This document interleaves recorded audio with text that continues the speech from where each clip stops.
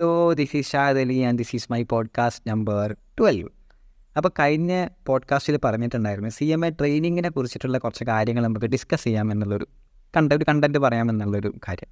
അപ്പോൾ ഒരുപാട് ആൾക്കാർ അതിന് ശേഷം എനിക്ക് മെസ്സേജ് അയച്ചിട്ടുണ്ടായിരുന്നു, സാറ് CMA ട്രെയിനിങ് നമ്മൾ എന്തൊക്കെ ശ്രദ്ധിക്കേണ്ടത്, ഞാൻ ബോത്ത് ഗ്രൂപ്പ് അറ്റൻഡ് ചെയ്തിട്ടുണ്ട്, അപ്പം ഞാൻ എങ്ങനെയാണ് പോകേണ്ടത്, എനിക്കൊരു ഗ്രൂപ്പ് പെൻഡിങ് ഉണ്ട്, അവനാണെങ്കിൽ ഞാൻ CMA ട്രെയിനിങ് ഇപ്പോൾ എടുക്കണോ വേണ്ടേ, എടുത്തു കഴിഞ്ഞാൽ എന്താ ഉണ്ടാവുക. അപ്പം അതൊക്കെ ഒരു കോമൺ ആയിട്ടുള്ളൊരു ഡൗട്ട്. അല്ലെങ്കിൽ വേറൊരു ചോദ്യം, CMA മീൻസ് ഇൻഡസ്ട്രിയൽ ട്രെയിനിങ്ങിന് പോകണോ, CA അല്ലെങ്കിൽ CMA ഫേമിൽ പോകണോ, അങ്ങനെ ഒരുപാട് ഡൗട്ട് ഉണ്ടായിരുന്നു ഒരുപാട് ആൾക്കാർക്ക്. അപ്പോൾ അതിനെക്കുറിച്ച് എൻ്റെ ഒരു പെർസ്പെക്റ്റീവാണ് ഞാൻ ഇവിടെ കൂടുതൽ പറയുന്നത്. എൻ്റെ പേഴ്സണൽ ഒപ്പീനിയൻസ് ആയിരിക്കും ഈ പറഞ്ഞ പോഡ്കാസ്റ്റിൽ കൂടുതൽ. ഇതെടുക്കണം എന്ന് ഞാൻ പറയുന്നില്ല, പക്ഷേ ഇതൊന്ന് ഒന്നൊന്ന് ആലോചിച്ച് നോക്കുക. ഞാൻ ഈ പറയുന്ന കാര്യങ്ങളൊന്ന് ആലോചിച്ച് നോക്കുക, വെദർ ഇത് വർക്കൗട്ട് ആവില്ല എന്നുള്ളത്. ഓക്കെ, 2 കാര്യങ്ങളാണ് ഞാൻ ഇതിൽ പറയാൻ ഉദ്ദേശിക്കുന്നത് ഈ പോഡ്കാസ്റ്റിൽ. ഒന്ന്, CMA ട്രെയിനിങ് എവിടെ എടുക്കണം, ദാറ്റ് മീൻസ് ഇൻഡസ്ട്രിയൽ ട്രെയിനിങ് പോകണോ, CA ഓർ CMA ബാക്ക്ഗ്രൗണ്ടിൽ പഠിക്കണം. അതിൻ്റെ 2 കാര്യം ഞാൻ പറയാം. രണ്ടാമത്തൊരു കാര്യം പറയാനുള്ളത്, CMA ട്രെയിനിങ് ഇപ്പോൾ ചൂസ് ചെയ്യണോ വേണ്ടേ, ദാറ്റ് മീൻസ് ഇപ്പോഴത്തെ നിങ്ങളുടെ സിറ്റുവേഷൻ അനുസരിച്ച് നിങ്ങൾ ചൂസ് ചെയ്യണോ വേണ്ടേ എന്നുള്ളൊരു കാര്യം. ദാറ്റ് മീൻസ് ഇപ്പോൾ ബോത്ത് ഗ്രൂപ്പ് കഴിഞ്ഞവരുണ്ടാവാം, അല്ലെങ്കിൽ ഒരു ഗ്രൂപ്പ് പെൻഡിങ് ഉള്ളവരുണ്ടാവാം. ഇനി ഒരു വേഴ്സ്റ്റ് സിറ്റുവേഷൻ പറയുകയാണെന്നുണ്ടെങ്കിൽ എഴുതിയിട്ടുണ്ട്, പക്ഷേ എനിക്ക് വെൽ പ്രസൻറ്റഡ് ആയിട്ടില്ല, അല്ലെങ്കിൽ ഞാൻ നന്നായിട്ട് പഠിച്ചിട്ടില്ല, അതുകൊണ്ട് തോൽക്കാൻ ചാൻസ് ഉണ്ട്, മീൻസ് നെഗറ്റീവ് റിസൾട്ട് ആവുന്നൊരു ചാൻസ് ഉണ്ട്, അപ്പോൾ ഞാൻ ഇപ്പോൾ എടുത്ത് കഴിഞ്ഞാൽ പ്രശ്നമാവും. അങ്ങനെയൊക്കെയുള്ളൊരു ഡബിൾ മൈൻഡിലൊക്കെ നിൽക്കുന്ന ആൾക്കാർക്ക് വേണ്ടിയിട്ടാണ് ഒരു കാര്യം അതിനും പറയാനുണ്ട്. അപ്പോൾ ആദ്യം ഞാനൊരു കാര്യം ചെയ്യാം. ആദ്യം ഞാൻ ഈ പറഞ്ഞ CMA ട്രെയിനിങ് എവിടെ എടുക്കണം, ദാറ്റ് മീൻസ് ഇൻഡസ്ട്രിയൽ ട്രെയിനിങ് ആണോ നല്ലത്, CA അല്ലെങ്കിൽ CMA ഫേമിൽ എടുക്കുന്നതാണോ നല്ലത്, അതിനെക്കുറിച്ചൊരു പറഞ്ഞിട്ട് നമുക്ക് അടുത്ത രണ്ടാമത്തെ ഡിസ്കഷനിലോട്ട് കിടക്കാം. അപ്പോൾ ആദ്യം തന്നെ ഇൻഡസ്ട്രിയൽ ട്രെയിനിങ് എന്ന് പറഞ്ഞു കഴിഞ്ഞാൽ ആക്ച്വലി ഇപ്പോൾ ഇന്ത്യൻ ഓയിൽ കോർപ്പറേഷൻ അല്ലെങ്കിൽ അങ്ങനത്തേലൊക്കെ ഈ പറഞ്ഞ CMA ട്രെയിനീസിനെ അവർ വിളിക്കും. അപ്പോൾ അതിൽ പോകുകയാണെന്നുണ്ടെങ്കിൽ ഇപ്പോൾ അതിൻ്റെ നേച്ചർ ഓഫ് വർക്ക് എന്ന് പറഞ്ഞു കഴിഞ്ഞാൽ റെസ്പെക്റ്റീവ് ടൈപ്പ് ഓഫ് വർക്ക് ആയിരിക്കും. മീൻസ് അവിടുത്തെ ഒരു സ്റ്റാഫ് എന്നുള്ള രീതിയിലുള്ള ഒരു ടൈപ്പ് ഓഫ് വർക്ക് ആയിരിക്കും അവിടെ ഉണ്ടാവുക. മൾട്ടിപ്പിൾ ടൈപ്സ് ഓഫ് വർക്കൊന്നും ഉണ്ടാവില്ല. മീൻസ് അവിടുത്തെ ഒരു സ്റ്റാഫ് എന്നുള്ള രീതിയിൽ അത്യാവശ്യം പേയ്മെൻറ്റ് ഉണ്ടാവും. പക്ഷേ അവിടെ ഒരു കണ്ടീഷൻ, അധികം ആ CMA ട്രെയിനിങ് കണ്ടിട്ടുള്ളത് ബോത്ത് ഗ്രൂപ്പ് ക്വാളിഫൈ ചെയ്തിട്ടുള്ള 2 ഗ്രൂപ്പ് പാസ്സായിട്ടുള്ള ആൾക്കാർക്കാണ് ഞാൻ അധികം കണ്ടിട്ടുള്ളത് ഈ പറഞ്ഞ ഇൻഡസ്ട്രിയൽ ട്രെയിനിങ്ങിലോട്ട് ഇൻഡസ്ട്രീസ് വിളിക്കുന്നത്. അപ്പോൾ അത് ആക്ച്വലി നല്ല ഓപ്ഷനാണ്, അത്യാവശ്യം നല്ല സ്റ്റൈപ്പൻ്റൊക്കെ ഉണ്ടാവും. ആൻഡ് ഞാൻ പറഞ്ഞ എൻ്റെ പെർസ്പെക്റ്റീവിൽ അതിൽ പറയുന്നത്, എൻ്റെ പെർസ്പെക്റ്റീവിൽ കുറച്ചുകൂടി ബെറ്റർ ഇൻഡസ്ട്രി ട്രെയിനിങ്ങിനെ കാട്ടി CA അല്ലെങ്കിൽ CMA ഫേംസിൽ പോകുന്നതായിരിക്കും എന്ന് ഞാൻ പറയുന്നത്. എൻ്റെ പെർസ്പെക്റ്റീവാണ്, എൻ്റെ ഒരു കാഴ്ചപ്പാടിലാണ് പറഞ്ഞത്. അതെന്താണെന്ന് വെച്ച് കഴിഞ്ഞാൽ CA CMA ഫേമിൽ പോയി കഴിഞ്ഞാൽ നമ്മളിവിടെ പഠിക്കുന്ന വർക്കൊന്നും ആലോചിച്ച് നോക്കി, GST റിട്ടേൺസ്, GST റിലേറ്റഡ് ആയിട്ടുള്ള നോട്ടീസ്, ഒരു GST കംപ്ലീറ്റ് നമ്മൾ പഠിച്ച GST മൊത്തം ചെയ്യാനുണ്ട്. രണ്ടാമത്തെ ഇൻകം ടാക്സിൻ്റെ മൊത്തം സാധനങ്ങൾ ചെയ്യാനുണ്ട്. കമ്പനീസിൻ്റെ മൊത്തം ഫയലിങ്സ് ചെയ്യാനുണ്ട്. കമ്പനി നമ്മൾ പഠിച്ചതാണ്, കമ്പനിയുടെ ഡയറക്ടറിൻ്റെ അപ്പോയിൻമെൻറ്റ്, അങ്ങനത്തെ കാര്യങ്ങൾ, ഓഡിറ്റിൻ്റെ കുറേ സാധനങ്ങൾ പഠിക്കാനുണ്ട്.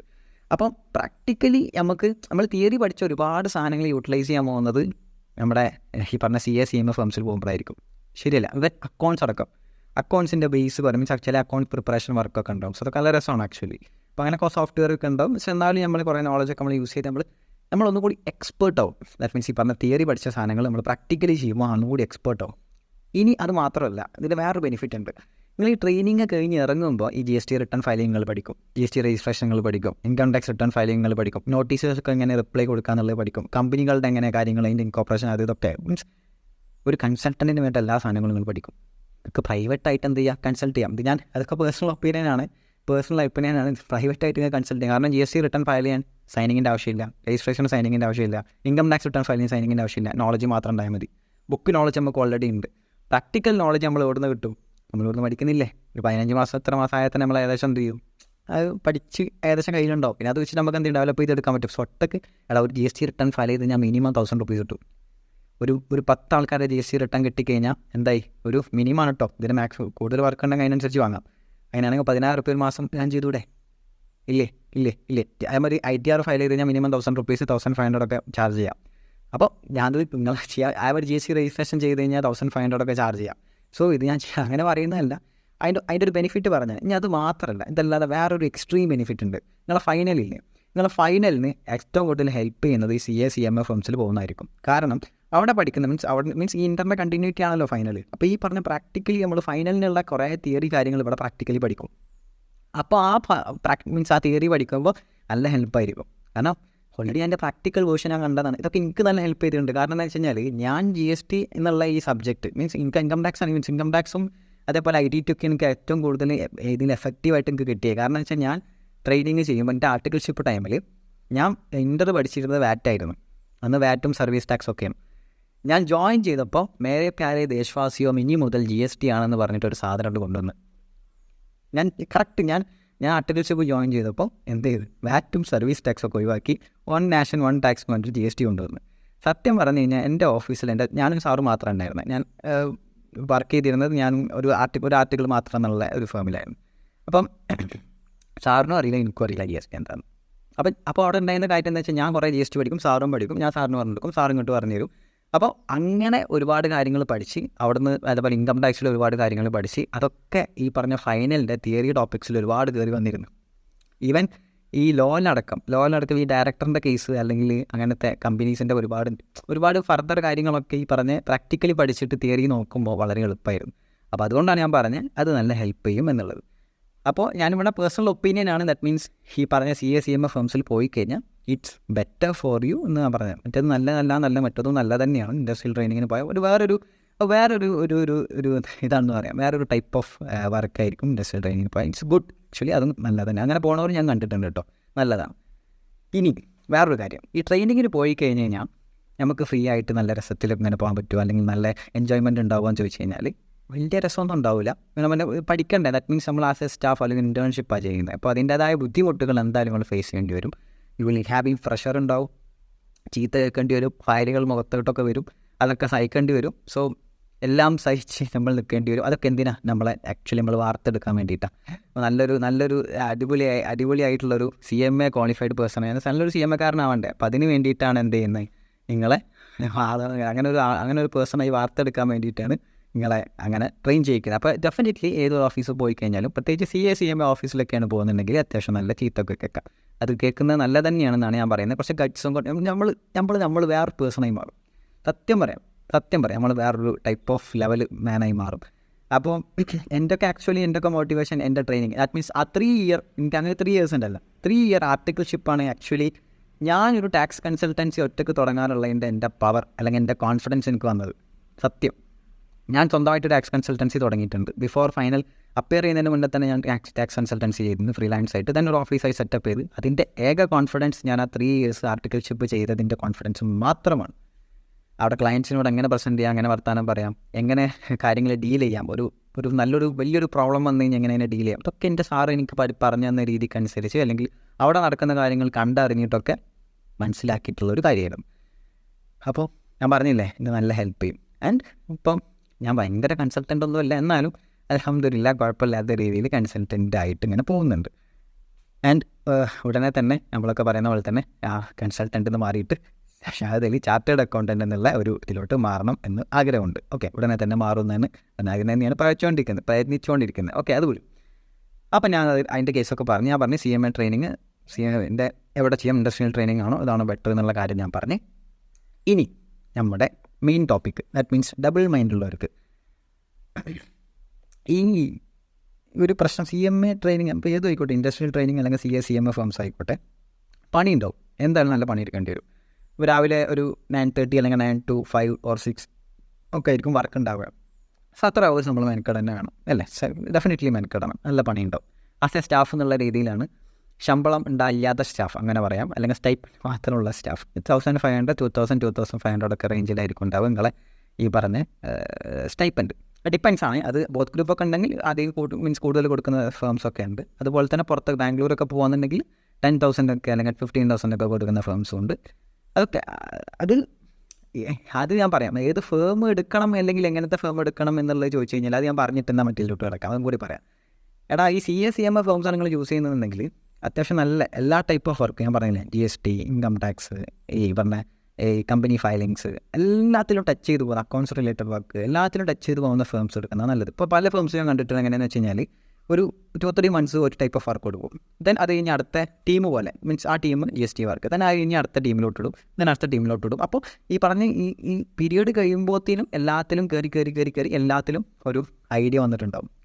ചില ഫേംസിൽ ഞാൻ കണ്ടിട്ടുണ്ട് എങ്ങനെയാണെന്ന് വെച്ച് കഴിഞ്ഞാൽ ഒരു ടൈപ്പ് ഓഫ് വർക്ക് തന്നെ കാലാകാലം ഉണ്ടാവുക, അത് വേണ്ട, ഓക്കെ, അത് ചെയ്യരുത് എന്നാണ് എൻ്റെ പേഴ്സണൽ ഒപ്പീനിയൻ. എല്ലാ വർക്കും ചെയ്യുന്ന, അതിപ്പോൾ ചെറിയ ഫേം ആയാലും മതി, കുറേ വലിയ മൾട്ടിനാഷണൽ കമ്പനീസിനൊന്നും വേണമെന്നൊന്നുമില്ല.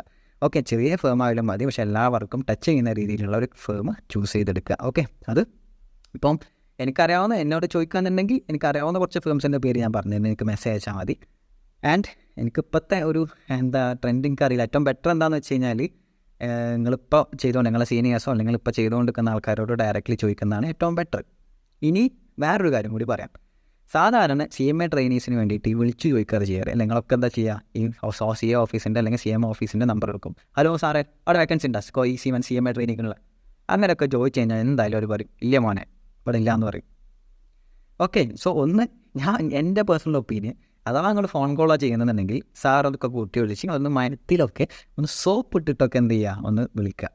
ഇനി വിളിക്കുന്നത് ഞാൻ പ്രിഫർ ചെയ്യുന്നില്ല, വിളിച്ച് ചോദിക്കുന്നതിനേക്കാളും നല്ലത് നല്ലൊരു CV പ്രിപ്പയർ ചെയ്യുക. CV എന്ന് പറഞ്ഞാൽ 1 പേജ് CV, ഒരു 4-5 പേജ് CV ഒന്നും ചെയ്യരുത്. ഒരു 1 പേജ് നോക്കിയാൽ ഒരാകെ CV നോക്കുന്നത് അഡ്രസ്സ്, കാര്യങ്ങൾ, പേര്, ക്വാളിഫിക്കേഷൻസ് ജസ്റ്റ് ഒന്ന് മീൻസ് ഒറ്റയടിക്ക് നോക്കിയാൽ ഒക്കെ കിട്ടണം. അപ്പോൾ 1 പേജ് CV. ഇനി CVൻ്റെ ഫോർമാറ്റ് ഇല്ലാത്തവർ U can just message.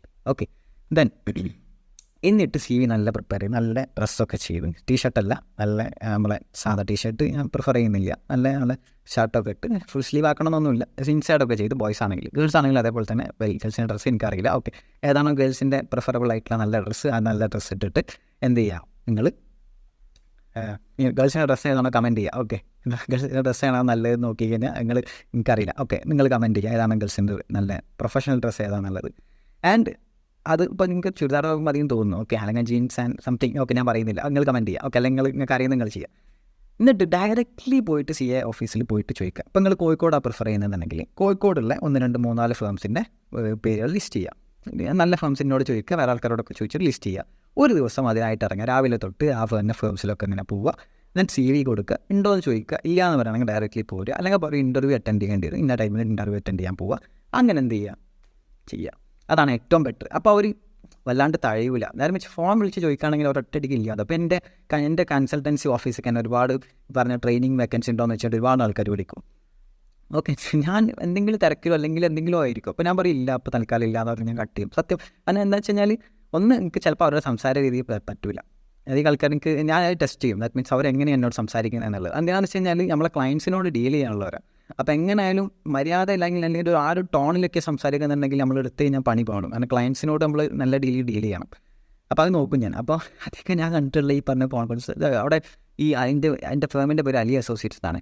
Ali associates അല്ലേ? അതെ, ആണ്. അവിടെ ട്രെയിനിങ്ങിൻ്റെ വേക്കൻസി ഉണ്ട്. അങ്ങനെയൊക്കെ ചോദിക്കുക. ഒരുപാട് ഗുണ്ടായിസം പോലെ അല്ലെങ്കിൽ മയത്തിലൊക്കെ ചോദിച്ചൂടെ CMA ട്രെയിനിങ് വേക്കൻസി ഉണ്ട്. അല്ലെങ്കിൽ ഈ പറഞ്ഞ എനിക്കിവിടെ CMA ട്രെയിനിങ് ഇല്ല, ദാറ്റ് മീൻസ് BCom ട്രെയിനിങ് കൊടുക്കാറുണ്ട്. അപ്പോൾ അങ്ങനെ വേക്കൻസി ഉണ്ട്, അപ്പോൾ അത് ചോദിച്ചു വരും. ഓക്കെ, അപ്പോൾ ഞാൻ പറഞ്ഞ ഈ കാര്യങ്ങളൊക്കെ ഒന്ന് മനസ്സിൽ വെക്കുക CMA ട്രെയിനിങ്ങിന് പോകുന്നതിന് മുമ്പ്. ഓക്കെ, ദാറ്റ് മീൻസ് എവിടെ ചൂസ് ചെയ്യണം അല്ലെങ്കിൽ എങ്ങനെ പോകണം CMA ട്രെയിനിങ്ങിന്, നമ്മൾ ഈ പറഞ്ഞ കാര്യങ്ങളൊക്കെ ഒന്ന് ഓർത്ത് വെക്കുക.